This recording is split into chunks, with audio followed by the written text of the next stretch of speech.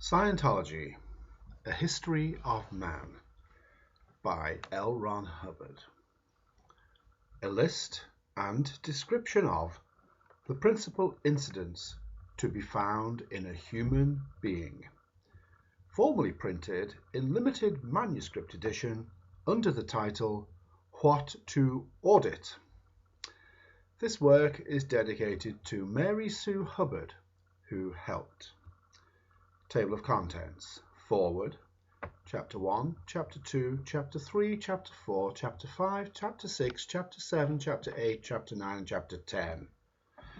In this particular edition, there is no Chapter 11. Foreword. This is a cold-blooded and factual account of your last 60 trillion years. The test of any knowledge is its usefulness. Does it make one happier or more able? By it and with it, can he better achieve his goals? This is useful knowledge. With it, the blind again see, the lame walk, the ill recover, the insane become sane, and the sane becomes saner. By its use, the 1,000 abilities man has sought to recover become his once more. Like all useful knowledge, it was hardly won.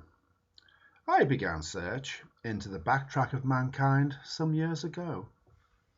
There was no actual knowledge of it in existence. There were numberless superstitions, countless guesses, as many theories in favour of one thing as in favour of another. People believed, some of them, that man had lived before. They had no proof.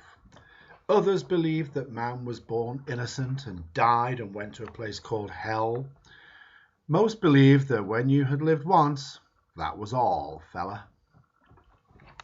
Such a number of conflicting theories must have truth in them. It became my business to discover, against considerable odds, that truth.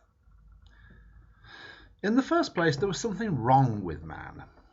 An animal such as a cat, even a reptile, a lizard, had habit patterns which carried him through his early days.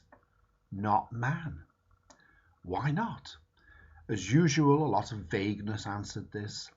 The very schools of thought that said man was just another animal bogged utterly on why it was that babies, the young of this very intelligent animal, are much more stupid than kittens. That was only one thing wrong with man that wasn't explained. The further one investigated, the more one came to understand that here, in this creature, Homo sapiens, were entirely too many unknowns. People who suddenly, out of no observable training, begin to speak foreign tongues. Men who seem to remember having been here before. Strange yearnings in people for various parts of the country, or the world, or the stars of which they have no actual knowledge. Such things are routine puzzles. And there was a much more important thing at work than mere curiosity.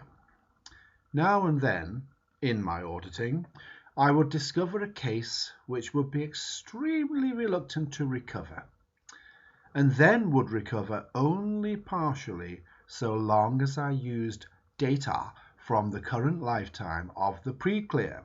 But as soon as I used the whole span of the time track, about 60 trillion years, I could obtain immediate response.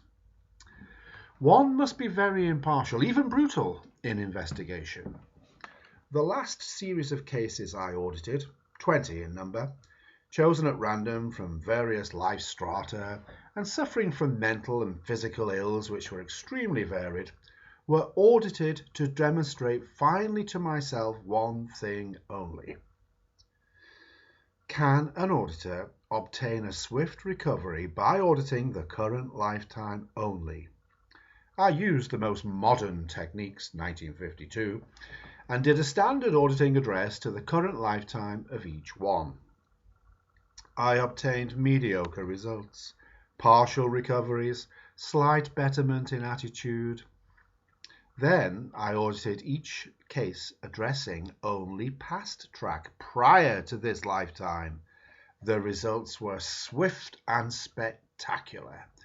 Thus I validated for myself the reality that in auditing the whole track one can obtain excellent results, that in auditing the current lifetime one can obtain slow and mediocre results. From this series came this conclusion. The auditor who insists on auditing the current lifetime only when he has the whole track technique available is wasting time and effort and is in fact swindling his pre-clear. I announced whole track techniques to a large number of auditors.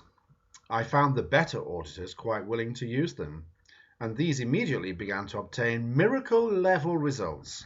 A very few held back, were very cautious, would not employ the whole track, clung to this lifetime, invalidated the E-meter, invalidated what they erroneously called past lives, were scathingly critical of my employing such data. So I investigated the auditors. Several of these were given sessions by me. I found several noteworthy similarities about them. They were so low in tone it was almost impossible to get them to register on an old-style Matheson. Their cases were utterly bogged. They generally made a practice of refusing any auditing.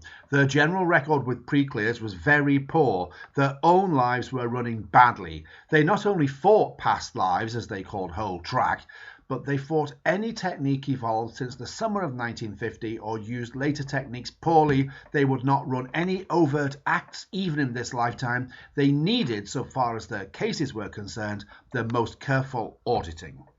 I found two people, not auditors, who objected violently to past lives and who were wide open cases. Both were in the inaccessible band, both had unsavory social records, both protested being audited in any incident of any kind. I concluded, therefore, that the relatively sane are capable of accepting evidence and the insane are not. Occasionally people have told me that I should not release the data contained in this volume because there would be a repercussion throughout the country which would ruin Dianetics forever. Oddly enough, I've been unable to discover this repercussion. I've found people alert and friendly towards this data. Whole track is evidently much more acceptable than the idea of a prenatal. And witness a recent Reader's Digest. Even the medical profession is accepting prenatals. Further, it's very hard to argue with a miracle. Today, Eleanor has arthritis. She's audited whole track with 1952 techniques. Tonight, she doesn't have arthritis. Miracles using whole track are plentiful. By using this data, an auditor can obtain a nest clear rather easily. But the best argument which can be advanced for whole track is that it is factual. By using this knowledge, more is obtained than auditing results. A pre-clear suddenly recovers the ability learned 80 years ago to play a piano. An electronics engineer, doing poorly before, suddenly wraps up formulae that would puzzle Einstein and which may get man off Earth. And 1,000 details in 100 sciences become clear. The search of this track began some years ago and was conducted sporadically on many pre-clears. Various instruments such as the electroencephalograph and the police lie detector were used to further this research, but these were inadequate and limited for my purposes. Finally, Volney Matheson applied his electronic genius to the problem and invented the electropsychometer.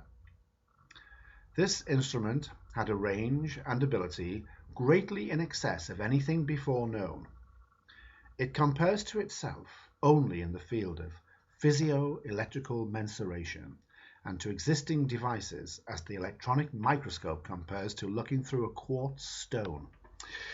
As soon as this instrument was turned loose on the problem ceased to exist.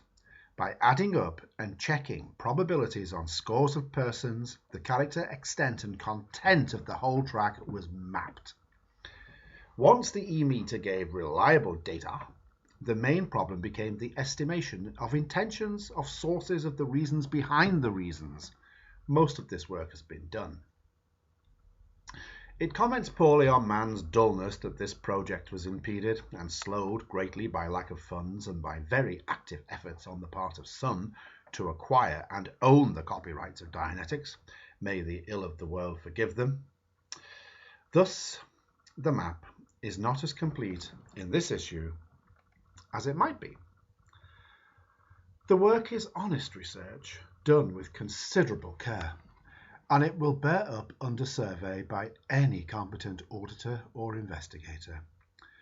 The most amusing aspect of the whole track is that this work bears up under the onslaught of police lie detector experts.